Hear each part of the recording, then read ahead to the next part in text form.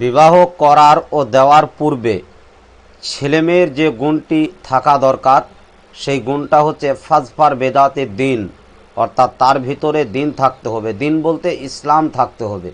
এই ইসলাম যদি থাকে তাহলে তারা সংসার জীবনে শান্তি পাবে, তৃপ্তি পাবে, আল্লাহর রহমত বরকত মাগফিরাত তারা পাবে। আর যদি এই দিনদারিতা না থাকে তাহলে রাগেমা আনফাহু, তারা ধ্বংস হবে, তারেবাত ইয়াদাকা, তারা বিপদগ্রস্ত হবে, ক্ষতিগ্রস্ত হবে এবং বিপদের তারা সম্মুখীন হবে।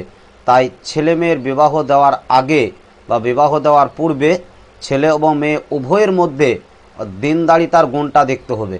এই দিনদারিতার গুণটা যদি থেকে যায় তাহলে সেই সংসারে আর কোনো অশান্তি হবে না, আর অশান্তি বিরাজ করবে না।